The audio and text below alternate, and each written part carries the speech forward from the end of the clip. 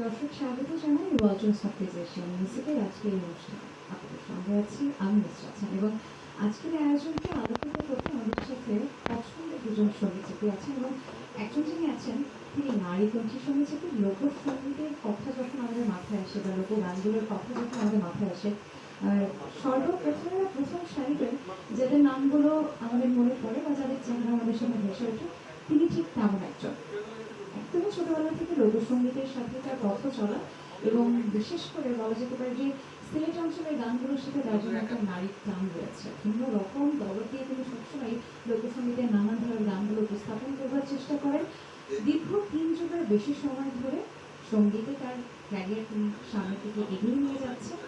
এবং আরেকজন যিনি আছেন তিনি পুরুষ কণ্ঠী এবং তার কথা যদি বলি, সাইজির গান দিয়ে তার শুরুটা হলেও পরবর্তী সময়ে তিনি আরও অসংখ্য গুণী মহাজনদের গানে গানে আমাদের কাছে বেশ সুপরিচিত হয়ে উঠেছেন, পছন্দের শিল্পী হয়ে উঠেছেন।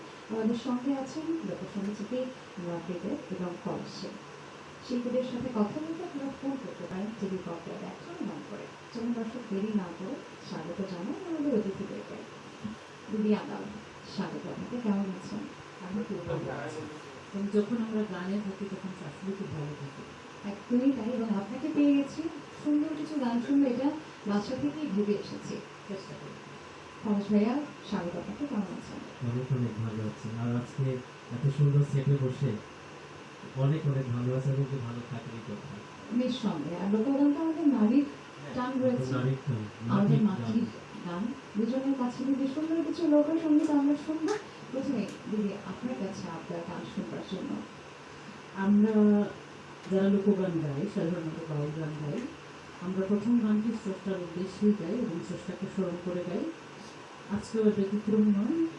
আমাদের সবার প্রিয় বাউল শাহ আব্দুল করিমের মুর্শিদ নহে কেমনে চিনি ওঠে। শুনুন।